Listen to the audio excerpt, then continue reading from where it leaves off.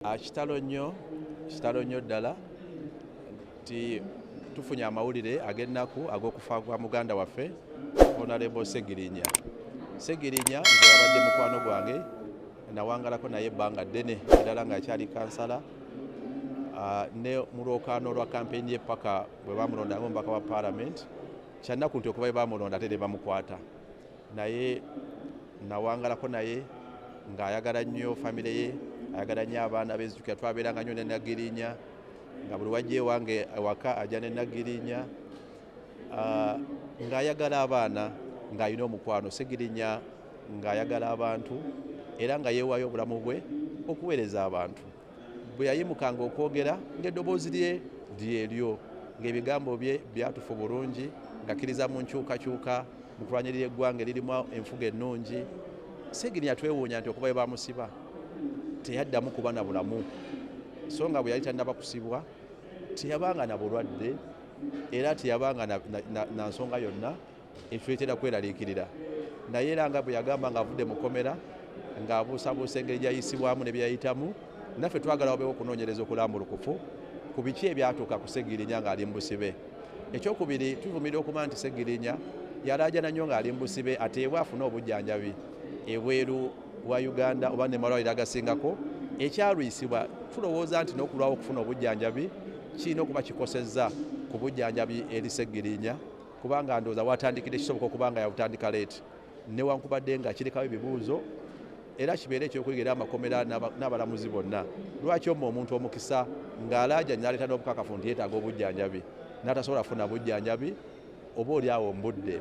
Ssegirinya abadde musajja alwanyiridde nnyo eggwanga lye, ate yagaddwa nnyo abantu, naye nayagala nnyo abantu.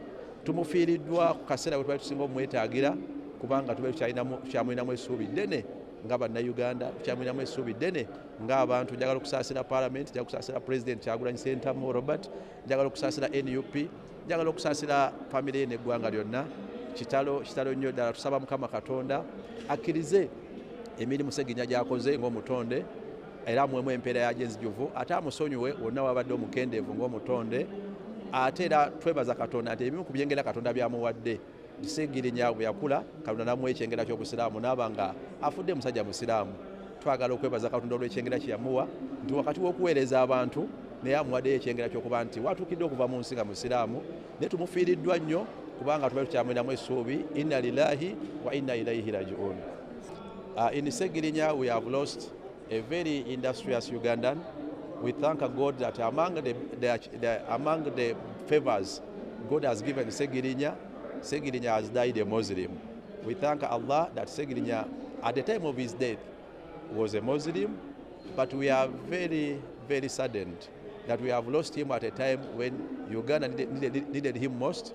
He was very industrious, he was very loving, he was very caring. I lived closely with him and his family. He used to visit me with his daughter Ssegirinya and other relatives of his. He was a very loving father and loving parent and a good friend to everyone. Ssegirinya was very healthy before he was detained. He used to speak with boldness. He stood for values of democracy, good governance. We are questioning ourselves what happened since he was detained. From the time of his release, he has never been healthy as he was. But we are also conscious that he also questioned and in some of his statements after and upon release from detention, he was questioning the way he was treated in prison and left so many unanswered questions. We want to demand for a comprehensive investigation. How was Ssegirinya treated in detention? What happened to him? Because by the time he was detained, he was healthy. When he was detained, we heard of him in the hospital. And even while in detention and in hospital, he sought to be released and to secure alternative medication and proper medication from Uganda and from abroad. We are wondering why court insisted and refused to allow Ssegirinya to secure medication on time. Partly it might have been a cause that he never received medication on time. Needless to say, we are demanding for a comprehensive inquiry and investigation. How was Ssegirinya treated in detention? Why did our system and the regime in Uganda refuse and deny Ssegirinya the opportunity of securing medication at a timely manner? But as well, we are thankful that Ssegirinya used all his talent, used all his abilities to fight for everyone, to fight for governance in this country. He has died a hero in our eyes. He has died a hero to many. We shall miss him much. We only pray for the Almighty to pardon him his mistakes and accept his good deeds. We pray that Allah strengthen his family. We send condolences to his family as well, condolences to President Ssegirinya and NUP, condolences to Parliament and to the people of Uganda. It is a saddening moment. We are waiting for the burial arrangements, but we are very saddened. It's a very saddening moment. Ssegirinya would have lived to see a new Uganda. Chanaku Honorable Ssegirinya ze mujjukiranga omubaka ali practical kwegamba ye ensonga y'okubeera omubaka teyakikwata ndi just kwogera luzungu kwambala amasuuti nedda ng'agajjamu n'agenda mu zigetu ze n'akonectinga n'abantu kwegamba yali mubaka ali practical ennyo.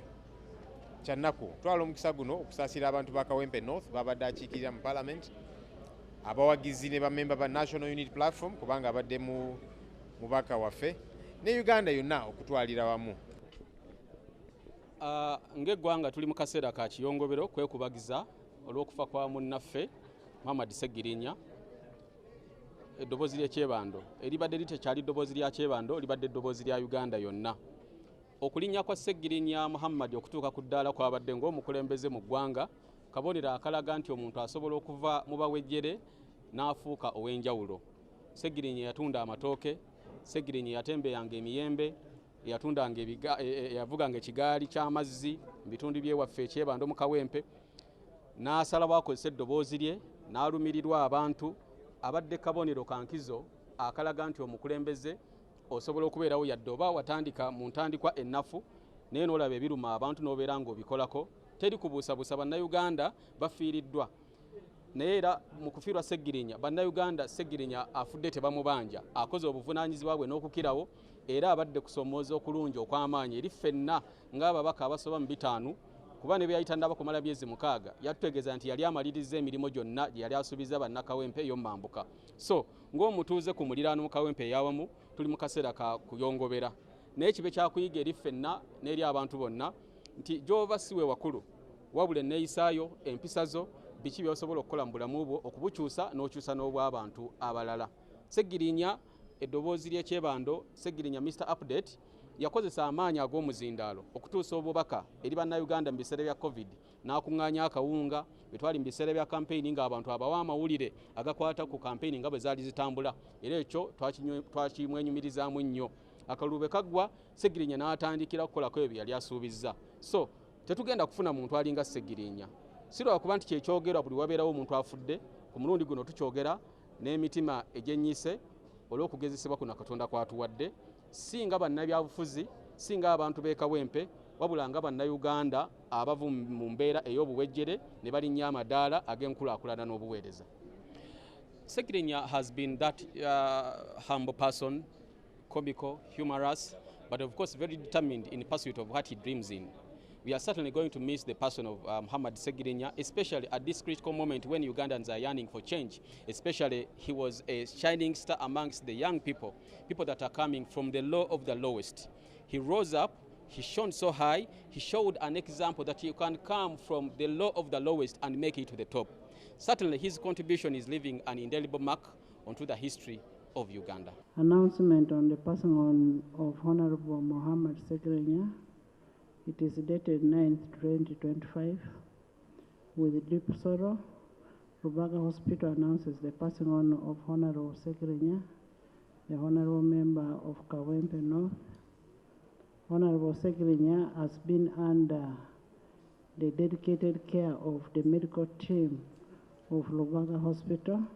Despite all the efforts to ensure his recovery, he passed away today, Thursday 9th, 2025 at 12:10 p.m. On behalf of the hospital, we extend our heartfelt condolence to Parliament of Uganda, to the Speaker, Deputy Speaker, and honorable members of Parliament, plus the family of Honorable Muhammad Ssegirinya. We join the nation in mourning the dedicated servant of on the passing on of Honorable Ssegirinya. So it is confirmed. We have lost one of our own, Honorable Ssegirinya, and as Parliament we shall be communicating on the next plans.